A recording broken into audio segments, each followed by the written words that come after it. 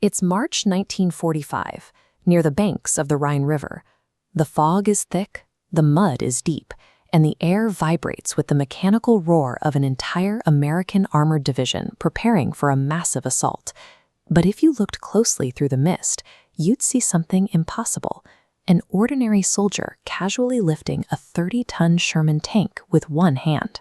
The Allies were facing a brutal strategic problem. Crossing the heavily fortified Rhine into Germany would likely result in a staggering loss of life, unless they could somehow force the German military to look the wrong way. To create that distraction, the army deployed a highly classified, entirely unconventional unit, officially known as the 23rd Headquarters Special Troops.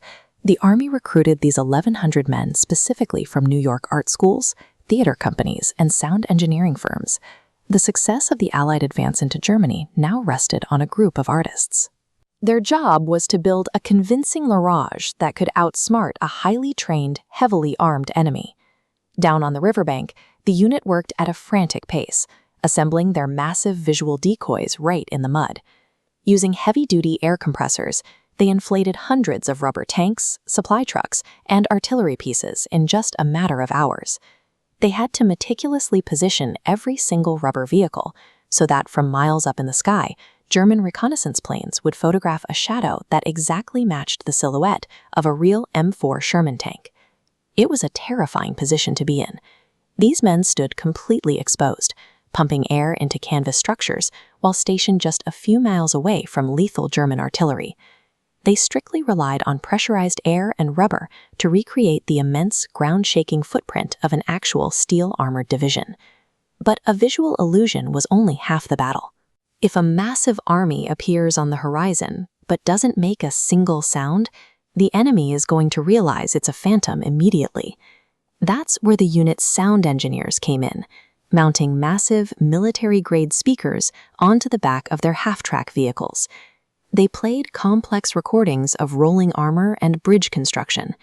This audio was specifically mixed to echo for miles across the river valley, carrying the heavy mechanical groan of an advancing army. Meanwhile, radio operators managed the specific signals that sold the illusion. Mimicking the unique telegraph fist of real commanders, they intentionally blasted false coordinates into the ether, knowing perfectly well that German intelligence would intercept every fake location. And to seal the deal, the unit played a psychological ground game. Actors put on fake unit insignias and wandered into local towns, casually spreading rumors about a massive troop buildup to anyone who might be an informant. The terrifying reality was that the illusion worked. They successfully pulled the full, undivided attention of the German military right onto their own position, knowing perfectly well that if the enemy called their bluff, they had absolutely no heavy weapons to defend themselves. At the Rhine River, the German forces took the bait completely. They concentrated massive defensive firepower right in front of the Ghost Army's fake position. Because of that distraction, actual Allied forces crossed the river miles away, facing a fraction of the resistance they would have otherwise encountered. The unit executed over 20 similar high-stakes deception missions all across Europe. By continually drawing enemy fire away from real units, the illusions engineered by these men saved an estimated tens of thousands of Allied lives.